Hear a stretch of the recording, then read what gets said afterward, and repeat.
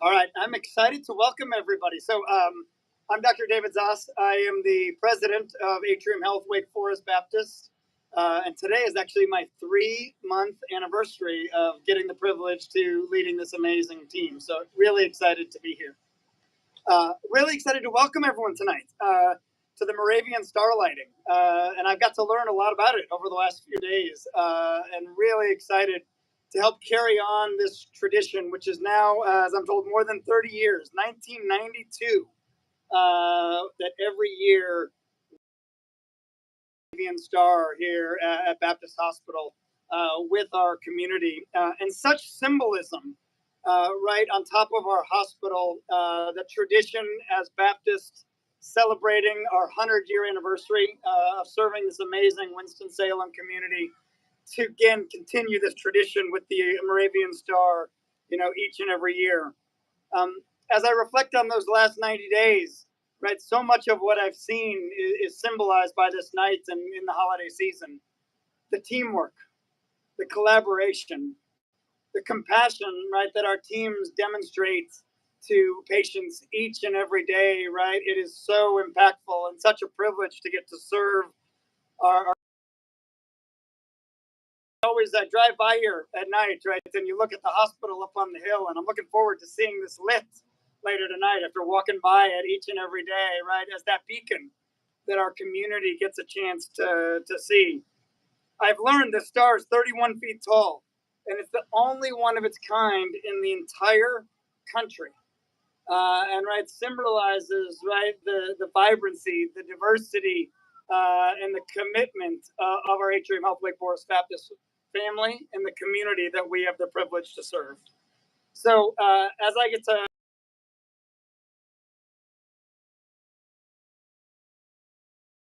really challenge you, and it's so nice. I've told this is also the best weather in a lot of years that we've had for this event for those that have been here, right? But we've come out stronger on the other side of the pandemic as a family, as a community. It's a privilege for our team to get to serve the Winston-Salem community, and really appreciate the warm welcome over the last 3 months. So, together, this Moravian Star, and really unite us how we support this amazing community. So, thank you all for coming.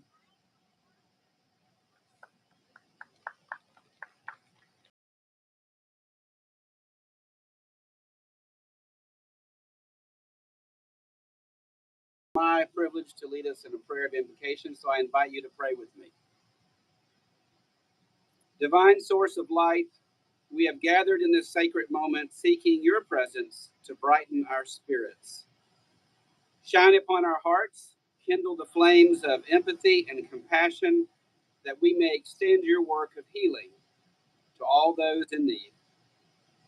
May your radiant energy dispel the shadows of doubt and fear, and may we walk in the light of your grace and always be guided by love.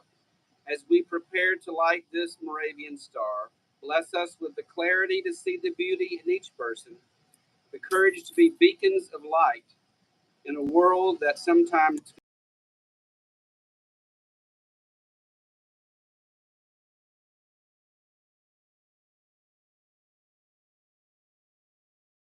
this prayer with gratitude and open hearts. Amen.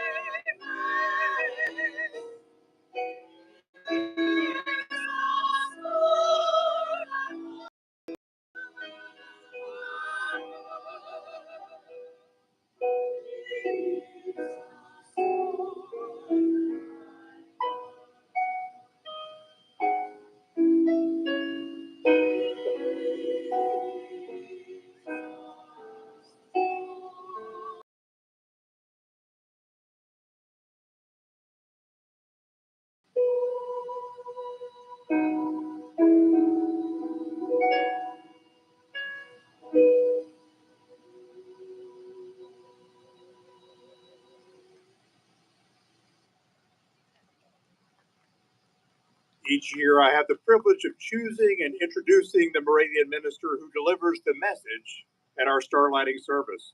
And for reasons that will become evident in just a moment, my introduction this evening comes with an extra emotional attachment. While being driven to the hospital one summer morning, I had an epiphany.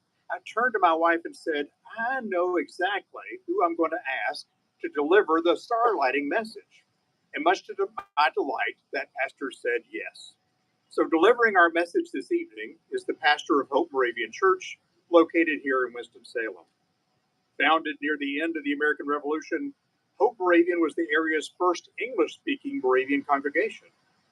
So in this sacred space, and honoring the ritual of the lighting of our Moravian star, I introduce to you the pastor of Hope Moravian Church and my wife of over 28 years, the Reverend Margaret Norris.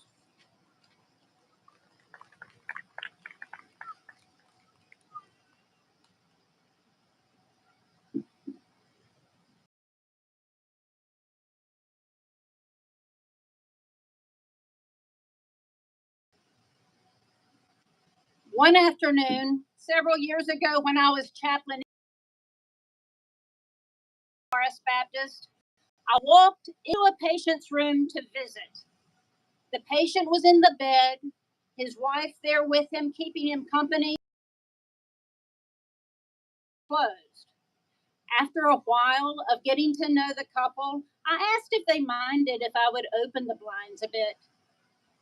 I knew what was on the other side. I knew that from their window they could see this star that is the focal point of our evening. Before I left them, I asked them if they would like me to close the blinds back, and they said no, they wanted them left open, which meant that as twilight would come and go and darkness would descend, they would see this guiding light, this beacon of hope from their hospital room, and they would be reminded of its ability to permeate the darkness. As Christmas tree ornaments, as porch luminaries, as our downtown street decorations, and on top of this hospital Moravian star, Winston-Salem, with its pervasive Moravian roots, is the perfect place for what is one of the largest Moravian stars in the world. The original Moravian star was the brainchild of Brother Christian Madsen, a Moravian in 1820. The star was created during what for Christians is the Advent season, the time of preparing of the birth of Christ. A star, a reminder of the light spoken of in Genesis from the Hebrew canon. A star, a reminder that that unfamiliar light in the sky that was written about in the Gospel of Matthew guided the Magi to find the newborn babe. A star on top of this hospital, made from aluminum and mesh, is one that my friend Max Brady saw assembled from close up, which I don't know about you all, I don't think I'd find myself up there, but he went and watched the workers, and he described that the workers were pulling on each beige mesh sock. It was like a giant putting on socks. He saw the 26 spotlights put into position so that each one would shine into its own point. This star, it is so much more than mesh material, aluminum framing, and lights that it's made from. So many journeys are represented here at this hospital of a baby born, journeys of surgeries that can help someone live a fuller life with repaired or replaced bones or joints. Journeys also of healthcare professionals and support staff living their own journeys as they work to help others with theirs. And sometimes the darkness. This star reminds us that we have an accompanying creator who does not leave us nor forsake us as we travel along our life's journey through the twilight, sometimes through the darkness, light shining on all, shining on us. Sometimes we may keep our personal blinds closed, but the light is still there, inviting, not forcing its way in, waiting, beckoning us to open our blinds and let the Holy One illuminate our paths. Thanks be to God. Let that light shine.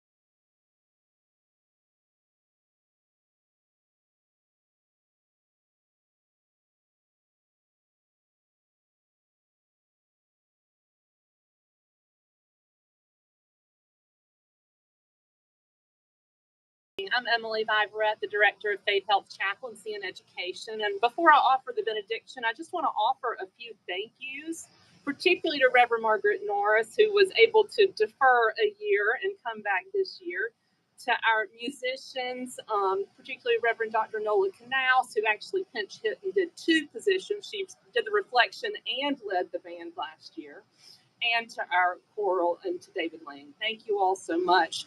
And a really extra special thanks to Desiree Reed and our admin team and Keith Steyerwalt, who made sure this all came together. And finally, a huge round of applause to our engineering team who did all that work so that we could actually enjoy this tonight. Thank you all. As we prepare to leave this evening, I'm reminded of a quote by Rumi, who once said, "If everything around you seems dark, look again. You may be the light." So may you leave inspired to be light in the darkness and to share hope in our broken and beautiful world. Amen.